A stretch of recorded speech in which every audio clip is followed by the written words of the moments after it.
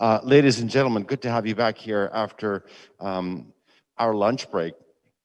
I was hoping that since Hall A went into the break early, that we could actually start on time, but unfortunately, the fish took up some time to actually get properly cooked, I guess.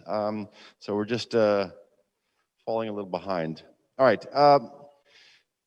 The last sort of stretch of the day 2 of the 11th Bosphorus Summit.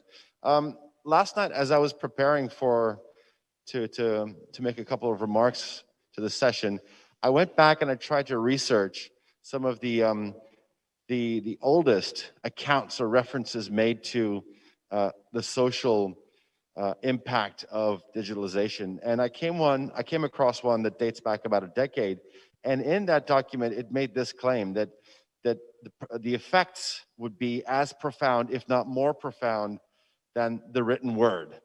10 years on, I don't know. That's the question. Without further ado, let me hand it over to the session's moderator, Ms.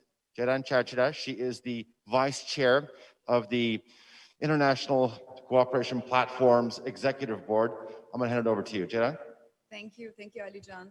Hi everyone, welcome to our summit. And this year we've gone hybrid thanks to the pandemic, and we've been adapting to the digital world ourselves as well. Every year we hold this panel on future technologies, but I believe today we found ourselves more in tune with the future than ever before.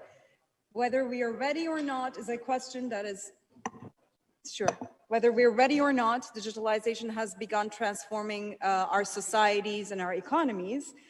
But with the pandemic, we've seen that this has increased even more so. This is a disruptive technology that will create change that is beyond our imagination. So much so that, we're at a crossroads between risk and opportunities. The EU has recently this month launched its 2030 Digital Compass to make sure companies and societies can transition into this digital era more smoothly. What is coming next is an unknown, it's a mystery, but it actually depends on each and every one of us, and it depends on people like the speakers that we have on our panel today. If it's okay with you, I will start by introducing them so you're more familiar with everyone in our panel, and I'll start with our ladies. I'll start with Eglantina and Vanessa. Eglantina Zing is a true trailblazer. She has used her fame as a TV host, as a model, as an actress, to launch initiatives such as Goleadoras, and she has been commissioned every year by the United Nations as an agent of peace. And she was born in Venezuela, she was raised in the Amazons, and she now lives between New York and Miami. We have Vanessa Areye, who's a dear friend. She's a former cultural attaché of Mexico in the UK. She's an angel investor and a connector of people in the social impact space as the Chief Strategy Officer of Buffalo Grid. We have Anthony Bennett, again, joining us from the UK online. Anthony is the CEO of Reboot the Future, which is a think tank dedicated to using the golden rule, as he says, which makes sure you treat others and the planet as you treat ourselves. Armando Guastella, who's originally from Sicily. He's from Bain & Company. He has over 14 years of experience in the area of consultancy, and he's been based in Europe, in Middle East, and Asia, and he has expertise in a wide range of areas such as strategic advisory to governance, innovation, and organization. We have Erol Uzet. And Erol is a very interesting character. He's an entrepreneur and a visionary leader. He's the founder of Blockchain Army, which works closely with the European Commission. It works closely with NASA, the UN, World Health Organization, the German Federal Parliament, you name it. He's such an inspiration to all of us. We have Mr. Ergin AYDIN, who was born in Germany. He's been in the textile industry since 1996. And he's actually revolutionizing the textile industry as well with a virtual reality company that they founded together with his partners back in 2017. So we have an interesting panel. I'm going to start with Anthony, who's joining us online. Just a kind reminder, Jedan. Yeah. I think you may have slipped your mind. Maybe you actually have a keynote speaker for your session. We do have a very important keynote speaker, and we have His Excellency, the Minister of Technology and IT Communications from Afghanistan. His Excellency, would you like to come and join us on stage?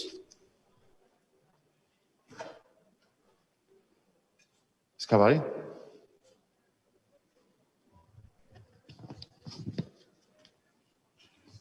No, she will from up here.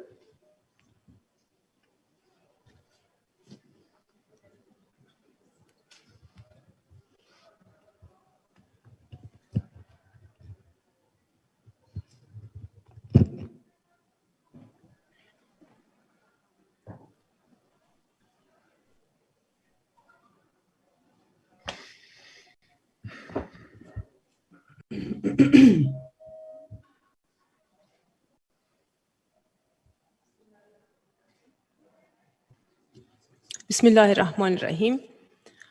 Sayın hükümet yetkilileri, distinguished representatives of the governments, dear entrepreneurs, distinguished representatives of the companies and the pioneers in the field of technology, ladies and gentlemen,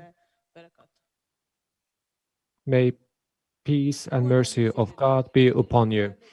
In this very important summit, I am glad to be with you. I would like to thank for this organization. And I am also glad that we will have a chance to voice our expectations. As you know, after the coronavirus, the digitalization will have a huge impact on the society. That's why the collaboration and cooperation in the field of social impact is highly important. Valuable and estimable participants and guests. Due to the needs of today's age, societies are leading towards an era where people are starting to live like robots. I mean, such kind of technology which are being dictated on many developing countries, including but not limited to Afghanistan, is increasing the need for digitalization. That's why the governments have the responsibility to enable their citizens to make use of digital technologies. In today's age, just like many other countries, Afghanistan is providing digital platforms for registration of the companies and undersigning of the marriage certificates. All of financial transactions can be carried out through electronic forms, and our citizens had the chance to make use of the digital libraries, and different public bodies are also making use of those digital platforms so that our citizens have a chance to reach those legal documents. And this is what Afghanistan is responsible for providing to its citizens. During 2015, during the presidency of Ashraf Ghani in Afghanistan, the digital infrastructure need has been recognized, and the fiber optic network has been developed in order to satisfy those needs. And in order to reach out to the target set forth by the government, the lack of qualified labor force and the lack of right infrastructure are seen to be the basic obstacles for the digitalization of the Afghanistan. Strengthening the e-government activities are also important, and it will definitely diminish and eradicate the falsified legal documents and the digitalized transactions will definitely decrease the bureaucracies, which will enable governments to make and save some time and money. Değerli katılımcılar, Estimable participants, için iyi bir yıl değildi. last year was not a good year for the whole globe. The COVID-19 pandemic Tecrübe etmesine neden oldu. actually led us to experience very challenging times. During the quarantine, people had to stay inside of their houses, and many of the companies, unfortunately, has shrunk in terms of their economic activities. That's why only hospitals actually increased their profits. Corona test labs and telecommunication companies increased their profits.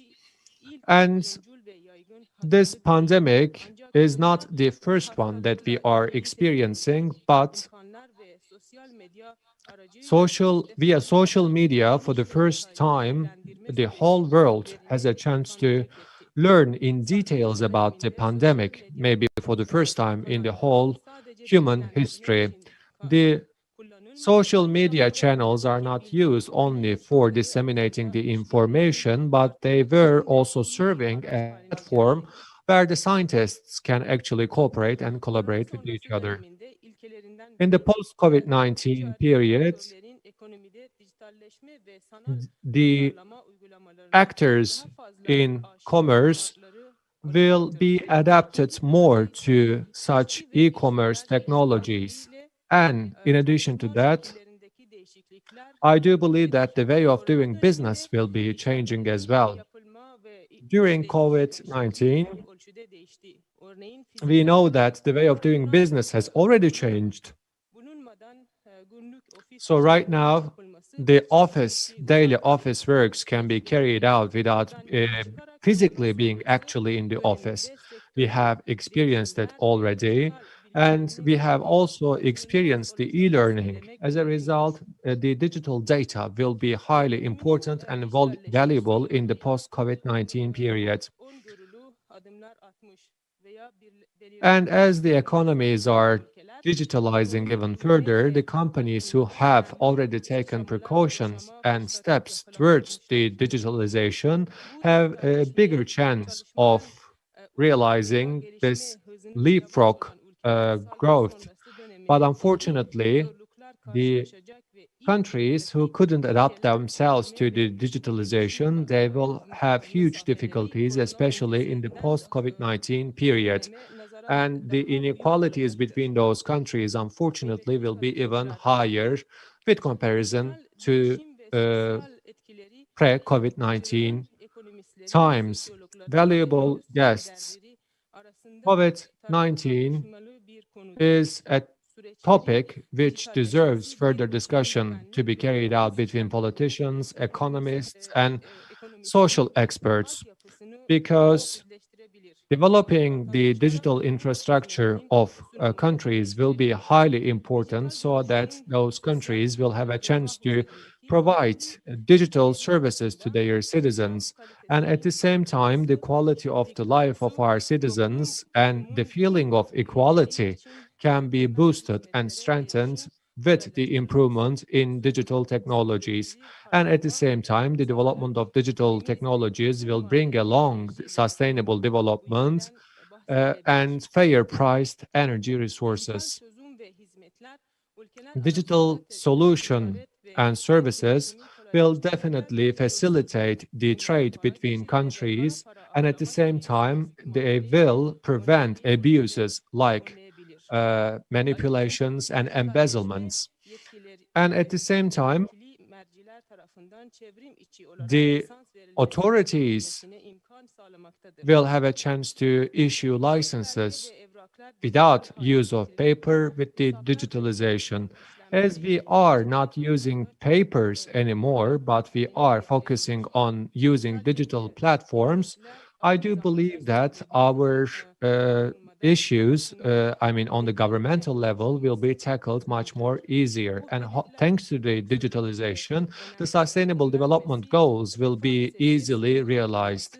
and it will definitely serve for increasing the welfare of the societies. The quality of the education will be strengthened. The gender equality will be obtained thanks to the digitalization. Having an access to hygiene water, renewable energy sources will be eased, and at the same time innovations will be promoted, and the injustice in the international arena will be tackled. And at the same time, thanks to the digitalization, a sustainable supply model will be presented for all the societies, and fight against the climate change and sustainable use of water resources will be a reality. Adalet değerli And with the digitalization, a comprehensive democratic practice will be strengthened. These are the benefits of digitalization. Distinguished participants, there are, of course, certain disadvantages which might bring along with the digitalization. Unfortunately, digitalization can bring along certain disadvantages just like advantages. Among the first that comes to our mind, the violation of the private life, manipulating the election results, the substitution of human labor with the artificial intelligence, and the automation activities might actually bring along negative impacts on the job opportunities of millions of people. I do believe we have to underline those issues very briefly. The data safety and security. As we know that with the digitalization, hundreds and thousands of data can be collected very easily, and those data comprise very sensitive information, from corporate information even to the personal data. As the cyber attacks are increasing, such information can easily be stolen, and as a result, providing the security of those data is much more harder with comparison to past. The privacy of the personal life. Everyone has a smartphone today, so any picture, selfie, or video can be broadcasted on the social media. It's quite easy. That's why stealing and selling of those personal information is a risk that we are facing today. That's why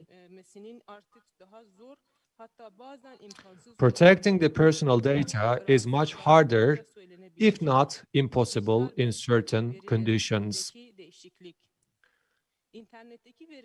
As we know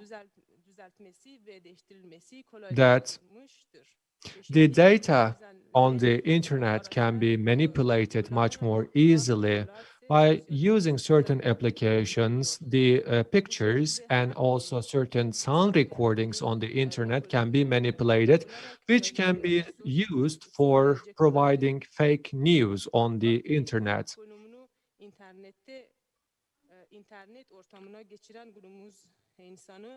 Today's people are spending most of their times online and internet. That's why the societies can be manipulated with those disinformation and fake news.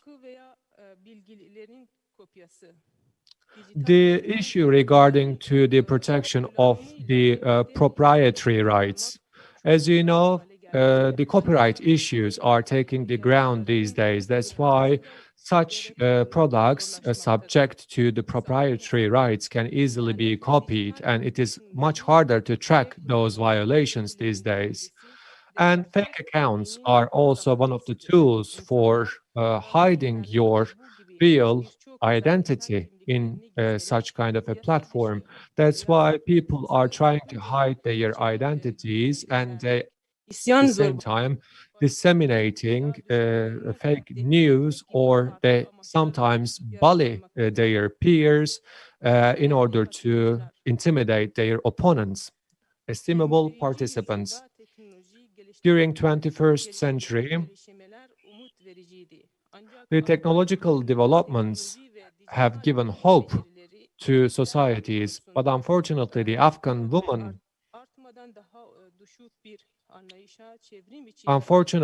couldn't make use of those online platforms. Their presence in the online platform is not at the desired level, and the ownership of smartphone by Afghan women is not at the desired level. The digital literacy of the Afghan woman is a huge problem today, and this is due to the socio-cultural norms and the lack of access to those digital technologies. Unfortunately, the Afghan women have 26% less smartphone ownership with comparison to Afghan men. The social media used by Afghan women will definitely serve for the protection of their fundamental rights and gender equality, and also serving for the utmost good of the democracy. For Afghan girls and Afghan women, we believe that we should encourage them to learn coding and programming, and we should invest in their digital literacy. I do believe it will be a meaningful contribution to those digital platforms. Valuable participants, ladies and gentlemen, last but not least, let me share certain observations coming from Afghan women. If we are not getting rid of prejudices and hate, the poverty will last in Afghanistan. If we are not getting rid of the racism, unfortunately, the world will be in shambles and will be burned under the fire of hypocrisy. That's why we should get rid of those prejudices as soon as possible. If we cannot do that, unfortunately, the solidarity among people will never be strong as we desire. As a mother, I want the children to smile all the time. Thank you so much for your patience, and I hope and I wish for a world where discrimination never exists. Thank you. Thank you very much, distinguished minister. Thank you very much. Minister Havari, Afghanistan's Minister for Communication and Internet Technology. Thank you. Thank you, Madam Minister. It was really enlightening, and thank you for speaking in Turkish during our panel. Çok teşekkürler. Well, ladies and gentlemen, as the Madam Minister has addressed this panel, she's talked about how digitalization can, if we have enough accessibility, can provide solutions to discrimination, gender inequality, reskilling people for unemployment, etc., which will be topics that we'll address during our panel. So I'll start with Anthony.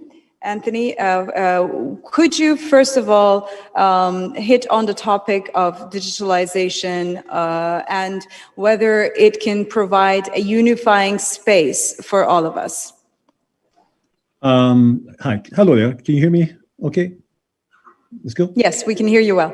Thank you very much. So first of all, let me just say how pleased I am to be invited here, but also how disappointed I am not to be in Istanbul, which is my favorite city in the world. And in a sense, that disparity is a part of which I would want to speak to. So I think in terms of this universalizing aspect of the digital world, I think we have to call this into query. Okay, so we know that, for instance, at this stage, that 50% of the world does not have internet access. And in some parts of sub-Saharan Africa, it's less than 5%. So there is a massive question mark over the question of accessibility. But also, I think in terms of the assumptions that we have about infinite rollout of the digital space as well. And that every person in the world will have a smartphone device and all services will be accessed equally. I think we're starting to see the limits of this assumption. And I think part of those limits are clearly environmental, right? So we make the assumption that we have infinite resources and that the digital realm is an infinite space. However, we are most aware, especially in this meta crisis of climate and COVID, that we have a finite world. So it is not a symmetrical assumption. And, you know, there was the famous, what they call Moore's theorem, which is the idea that we double the capacity of transistors every 2 years. And this has been true. It's like we've been twice as powerful in terms of how we process data online every 2 years for the last 50 years.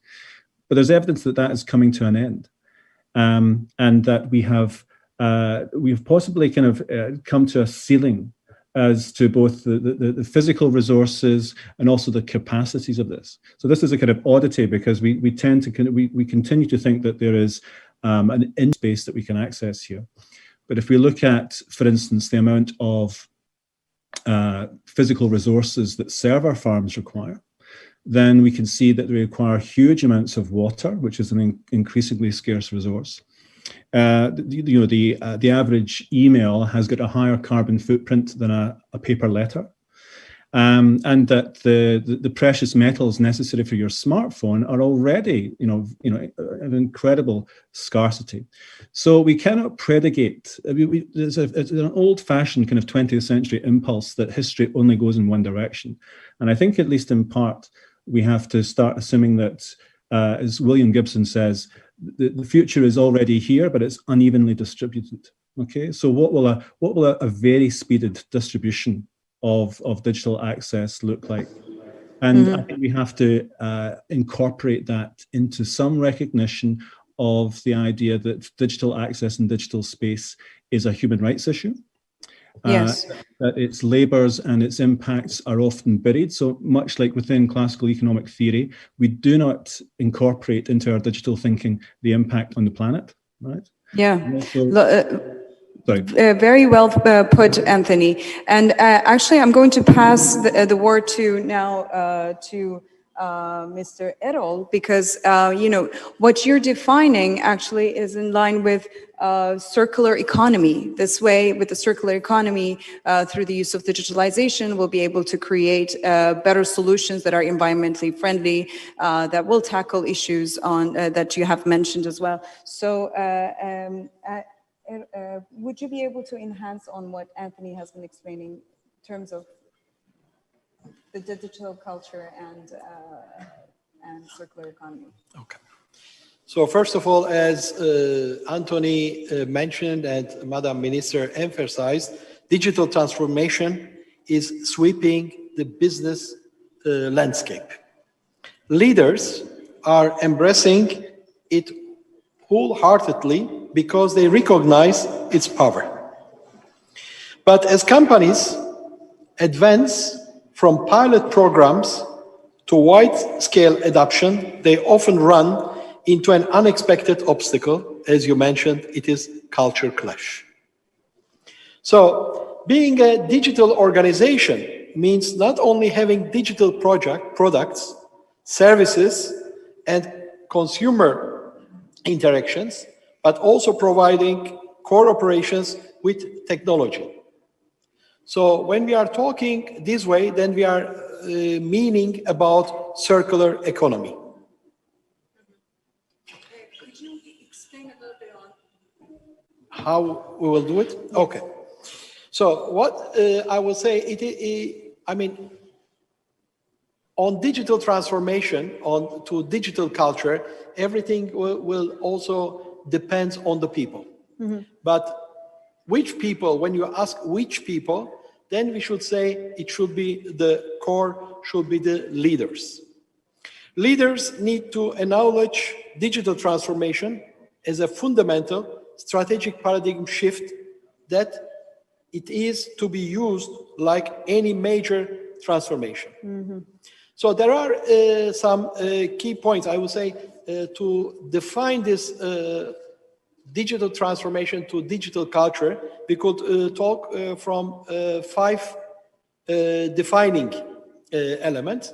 First of all, it should promote an external rather than internal operations. It prizes delegation over control. It encourages wholeness over caution. It emphasizes more action and less planning. it values collaboration more than individual effort. So when we go that way, then we could say how we could get the results faster. To get results faster on a digital transformation, I would say the digital culture attracts the talent. That's the one of the main points. And how we can, identify critical actions to that point is, I can say, articulate the change required, activate leadership characteristics, and engage employees. I think Mr. Ergin will go more in details on the employee side, and align the organizational context to embed the new culture. Mm-hmm. That are the points I want to emphasize. And last, I would say the window of the opportunity is in reality narrowing. And it won't be long before being a fully digital organization will be table stakes. By shaping a digital culture, I would say yesterday or now, companies can secure competitive advantage while investing in their own long-term sustainable performance. Well, it is a ticking clock, isn't it? So yeah, the sooner the better. But one point that we all have in our minds is, how about those who don't have enough access to the internet, accessibility? And Vanessa, I know you're working on this a lot with Buffalo Grid, especially in rural areas or third world countries. And as the Madam Minister also suggested, how are we going to make sure that there's digital literacy? Well, the pandemic has proven, so first of all, sorry, can you hear me? Yes, we can. Perfectly. Okay, perfect. Well, thank you for the opportunity to be here. And I mean, the thing is, it's that the pandemic has proven how critical equal access is, especially when it comes to education. We know that there is a digital divide, but also an extraordinary gender divide within the digital divide. And there's children that have not been to school for over a year now, and they already didn't have a great education to start off with. So as Anthony mentioned, half of the world's population is not connected to the internet, but this doesn't really seem right. If we know that 4 billion people don't have access to the internet, but 3.4 billion of them have access to 3 and 4G. So the question of connectivity is not cabling or massive infrastructures or huge massive investments. It's actually innovation. And frugal innovation is a great way of looking at it. There's many solutions out there that are providing services to people and that need it the most. We, for example, work with underserved communities in peri-urban areas, in rural areas, and also in displaced communities, so within the humanitarian and refugee crisis. So we all know that the reason why people are not connected is basically affordability is number one. Digital skills, as Madam Minister had mentioned, are critical. Then the relevance of content, I believe, was also mentioned in one point, and this can go along with what Errol said about the culture clash. We need to be providing what people need and want. And then also infrastructure. We can't really expect to be connecting people if they cannot charge their phones. If we know that mobile phones is the easiest way for people to be connected and get information or health or education, if they can't charge their phones, we've already failed at the first step. So the whole purpose of digital and innovation and bridging the gap would be bringing in infrastructure. We've mentioned the education and the health, and also, well, we've got the subject of women's rights. So female empowerment not just comes from the education, but also the later generations, that you can provide certain skills to support them in developing the local economies. We know that women will reinvest 90% of their income into the education, nutrition, and health of their children and of their community. So there is also another thing to be considered here with innovation and digitalization, where we need to bring in not just to focus on including girls in the education system, but starting to include women in the economic development or digitalization of the local economies of places that need it the most. So that will allow us to close the gap. Yeah, it's so important to close the gap, and the more we empower women, the easier it will be for all of us to close the gap in terms of humanity, not just in one aspect. So, and Eglantina, you've been working a lot with girls, as you call girls with balls, with goleadoras, and you've been using a very innovative digital platform to make sure they have a voice and to make sure that the gap is more closed. Could you please tell us how you've achieved this?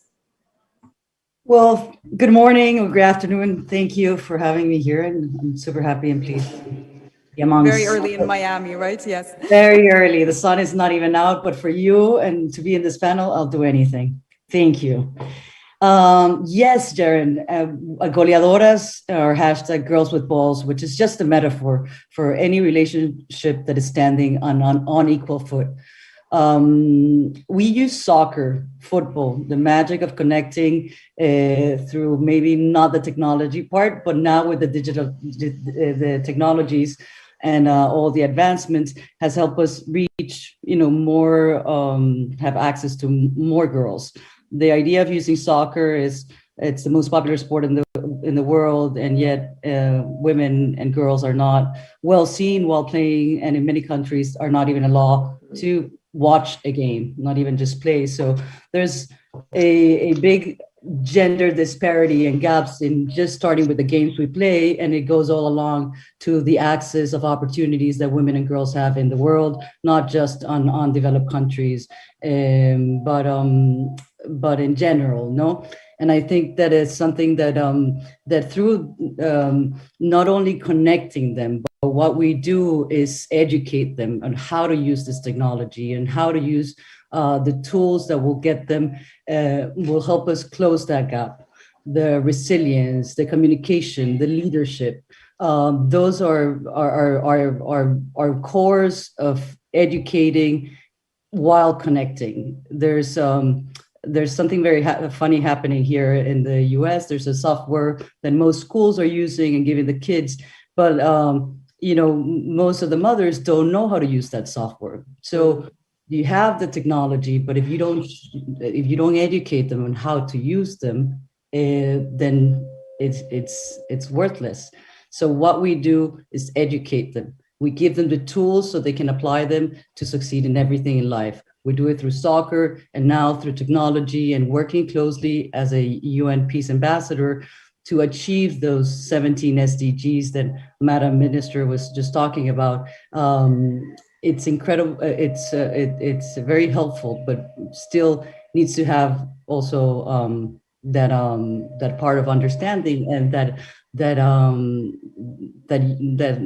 giving that opportunity for all the girls out there and to know that they have a chance and they have a platform. So that's basically what we do in Goleadoras through the digital platform. On the ground, we do it with soccer, with the game, and together with partners like yourself, it helps us girls grow as big leaders. As Anthony was saying, the future it's already here. Absolutely, the future is, and it's beautiful what you're doing, really, congratulations. Now this is social impact, but now I'm going to give the word to Armando, because it's, you're in the corporate world. So, with this whole social impact, is there any way you can encourage companies to be more involved? Is there any way of evaluating them in a certain way that it's not just about their profit margins, and it's more than that? Thanks, Saran. Let me say thank you to Mr. Jankic that put together all this event in a period that is not easy like this one, and for putting together these amazing panels where my colleagues described very well not only the issue, but what are the key enablers in order to actually make the most from the digital transformation opportunities. Seren, you're completely right. I think it's important to look also at the impact on the corporation and what is the role of the corporation in order to generate a social impact. In my opinion, I would start with the point that I always thought about this paradigm. I mean, human evolution pace has been set by knowledge. I mean, the knowledge and the flow of information, the availability of information facilitate the human evolution. In this sense, what I've been seeing in the last 15 years with computers and with integration of new technologies, of course, provided, in parallel, the growth and the social impact on the society in terms of discovery, in terms of transparency, security. Now we arrive to a point in which our own interactions with the machines and sometimes with the IoT and artificial intelligence, even if without interacting, we are in a situation in which the amount of data we are providing is much more valuable than the one that any human can absorb. So the question is this paradigm changed with respect to before? In my opinion, rather than talking about a change of paradigm, we should talk about a change of perspective. Because, of course, many industries has been disrupted and many giants arise from the technology's point of view. These kind of giants were seen at the beginning like the call of God for improving the world, because of course they are all taking care about sustainability in terms of environmental sustainability. However, they are building an edge based on asset data that of course needs to be managed, because we have to make sure that in the future years, the impact in terms of profitability go in parallel and combined with the impact in terms of social impact. Now, how can we do it? Of course, the magic formula for any corporation is profit and risk. This has been always like this.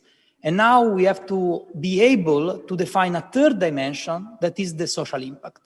Because today, and when I'm saying today, I mean today, already investors are looking at companies thinking about ESG. So environmental and social governance, so in terms of sustainability. And this kind of company in the future will be always evaluated more and more. Now, the concept that we should talk about is about the purpose, because whatever we said so far are definitely very good enablers that are fundamental, important. However, we need to define a purpose for corporate in order to maximize the impact that can be generated by the digital revolution. Of course, the question that arises here, and I do to the panelists, and I do also to myself, are corporations today able to measure and track the impact on the social impact of the initiatives, digital or not digital, that they are planning to develop? And above all, are they able to actually align their corporate objectives in terms of profit with objectives that are more aligned with social impact? Of course, this is not something that you do in one day. This is definitely a marathon that corporation will have to undertake. And I really believe that there is the need of taking this like a wider ecosystem of players, such as technology players, such as organization, and even policymakers, to sit together and define new metrics that can lead to a future that is definitely based also on profit, because we don't have to forget what makes companies sustainable from a financial point of view, but also in terms of social impact. This is the only way that we can have. And then, of course, we have to work on the enablers that we mentioned so far. Wonderfully explained. I hope you will be able to achieve it, and I hope we all be able to achieve it. But one thing when it comes to corporation, the one question that we all have in mind is, of course, unemployment. In the future, they say that 47% there will be 47% unemployment compared to in the past years. So how are we going to reskill people? Will we be able to do a smooth transitioning into this era? Thanks, Sharon. Yes, like you said in the beginning, it's a digital revolution. It has to be. We have a new world after pandemic situation, and we have to re-educate the employees, because the digital world is different than the real world. I can talk from the textile sector because I'm representing textile, so I can give some examples how the world is changing now. Since 6 years, we are doing 80% of our sampling in digital. That means we can create digital yarns, digital fabrics, even digital human avatars, digital garments, digital worlds, and we can show everything without making the real sample. This is the absolute new world, because then you met sustainability with the digitalization. This is important because we are helping also the world using less water, less carbon dioxide, less energy. So we said with ProSoft, VR Academy, and Tihcad, the textile exporters and the employers association, that we will re-educate the people to start again with the digital world. And we promise with that they will find a job, definitely, because everybody needs that power, and we believe on digital power. I can give some examples. This is not only like Armando said, it's profit, but profit doesn't mean only money. It's time profit. It's also environment-based profit, because we are saving so much with the digital way. So everybody has to start finally with this. Also, it's kind of neuromarketing, neuro-social side, because we are building VR, virtual reality worlds, where you can enter in another world only with a simple glass, and you are motivated to buy. This is also important. You can sell easier than in real, because you can define how you want to show your garments. So this is for me the absolute new world, and I'm also excited to make every day more about that with our amazing team. So I believe that people will find a job, definitely. Digitalizing is nothing bad. It's something new. We have to learn it. Yes, it is something we all have to learn. But one thing that you've mentioned in terms of the sustainability, in terms of the environment and CO2 emissions, and Anthony, I want to get back to you. You said digital space is finite, is not infinite. Could you explain to us a little bit about big data? Because big data is being stored, and we think that it can be just stored forever and ever. But as you said, it cannot. So what are we going to do with this digital footprint of humanity? I mean, so first of all, just to concur with the previous speaker, I think you can see in the 2008 recession and the crash there that the economy recuperated much more quickly because of digitization, right? So you can see that actually the positive societal impacts are there. People could have access to capital, they could get startups going, they could get their resumes online. So the economy is no doubt recuperated much more quickly than it might have done in previous eras. So this kind of benefit is beyond doubt. I think my hesitancy is that there is a lot of big data out there about the overshoot of our consumption of resources. And what the internet is really good at doing is it draws attention to everything but itself, right? So we enjoy its fruits. We have access to its infinite delights and services and products, but we are failing to acknowledge that where those costs are buried, and those costs are real, and they cannot be buried indefinitely, right? For my feeling is that much of our faith in the ability of the internet to relieve us of the burden of our physical selves is, in a sense, it's almost like a religious impulse. And like any article of faith, I think we have to both treat it with reverence, but also with some skepticism. Thank you, Anthony. And Erol, then to get back to you, again, this is part of what you describe as circular economy. Would we be able to achieve this sooner than later, and how? I think when you start new things, it is in the human feeling that always changes comes very difficult at the first stages, but then you get to use it. So when you are talking circular economy, you are talking like a circle, complete from the production and till the end of the re-waste, and again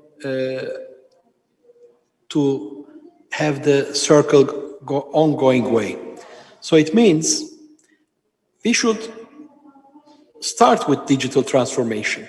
And there will be definitely some difficulties on digital transformation. As it is said also, even in Europe, there are too many people, they are not even know how to use the technology. Therefore, even in the European Union, the Commission for Digital Society and Digital Economy put a budget of 4 billion euro to teach these people. So, but if you look to example, a small scale example in Turkey, most of our retired persons, they have their bank cards and they take their money from the ATMs for a long time. So it means we are learning it. And when you are learning it, then when you feel it is getting easy to use it, then you are in the system. So circular economy, when you are talking, is almost the same. You start A, you come Z, you start again A to Z. So I think we are talking in reality, either circular economy or not, we are talking from a sustainability. So the key point, I think we should focus in digital transformation. As I mentioned, this is my thing, is the culture, digital culture, and also sustainability. Mm-hmm. Because even I'm an economist by profession, if you are talking from a sustainable economy, it means it is a successful economy. So if you bring sustainability into digital transformation, like in the circular economy, so then it means you are on the way to the success. Yes, absolutely. And sustainability goes back to also re-education. And we have an example here, Ergin Bey, you have an academy that actually does it, and it is a proof that it's doable. Of course, in the textile sector, students are finishing university, but they don't know anything about digitalization. That's the biggest problem. So we decided as ProSoft to build ProSoft Academy, like I said, to re-educate, to build this knowledge to them that they can find easily a job. And it's going really good because on the other side, we are talking about digitalization, but companies, leaders, they don't know sometimes also about it, especially the textile sector. So we have to match them together. That this knowledge, like Errol said, culture clash, that we can re-educate them and they can find easily job. We are working on this. We are calling that even sustainable designing. Oh, it's beautiful, sustainable designing. And do you think, Armando, then companies, or do you have any examples of companies that have implemented what you've said, social impact, and you have figured out a way of evaluating them? It's definitely plenty of examples of many companies in many different sectors. And I would say that it's fundamental to have the engagement of the big corporation. But the big dilemma is that these are also the big corporations that usually manage the transition slower than other players. And I want to see this as an opportunity because we need to identify for any sector one of the biggest players that can be like the sponsor of this transition and engaging smaller companies that can be capable, like some of the companies we are mentioning here during this panel, that can be inside the ecosystem and provide services to big organizations in a way that they can be the vertical of the technology, and together with the big organization, they can actually create an ecosystem that is self-sustainable. Let me say just one more thing. I think it's important to consider that this is not a move that can be done in one day, and especially it's not a move that can be done by one single organization. Have to be done like a wave with the involvement of different parties. And I see this as an opportunity, especially like Turkey, where the digital maturity on average of all the companies is actually much higher than in Europe and in some parts of the world. And so this ecosystem can be actually fed by Turkish companies, small, medium enterprises that will grow around big corporations that will disrupt the different initiatives and industries. It's true, because of the young population that Absolutely, Turkey has. yes. Absolutely. Absolutely, yes. So Eglantina, now I'm with you then. You work with children, you work with little girls. So do you find them easier in adapting to this change? Yes and no. I think they naturally are growing up in a world that they have a phone or a smartphone. Again, I say sometimes they have the technology and they don't know how to use it.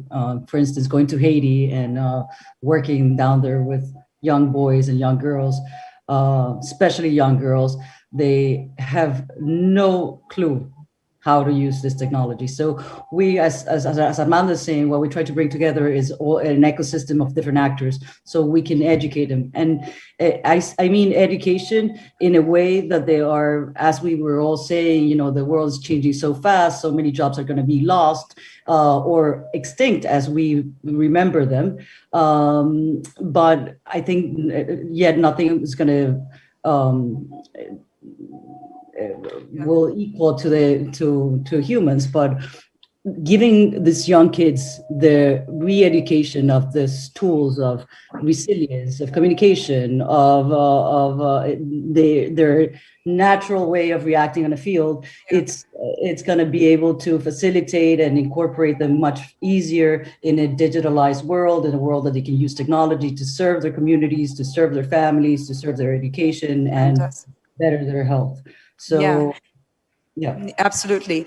And Vanessa, one final word, because our time is up. Because actually, you run a company. You're part of a company that has made its core business the social impact. So, final word with you before we wrap up our panel.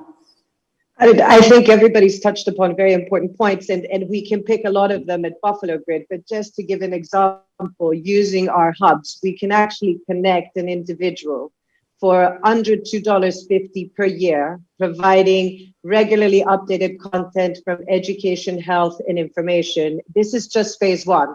We've got a phase 2 and 3 to come. And phase 1 is ready for deployment. We're beginning deployment very, very shortly. So I think, but it's the same thing. We collaborate with organizations for cultural relevance. We choose people on the ground that are working directly with the people we're all looking to serve.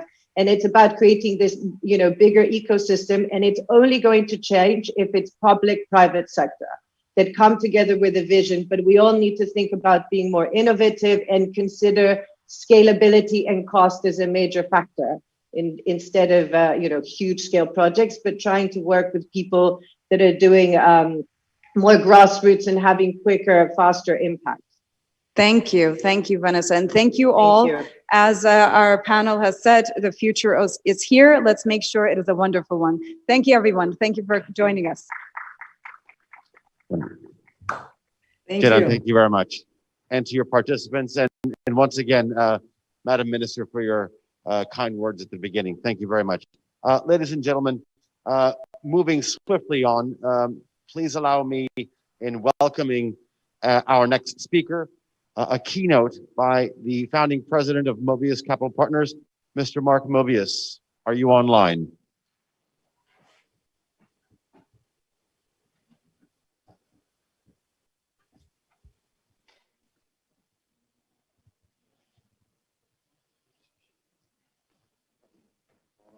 Hi, everyone. Good morning, Mr. Mobius. Good morning.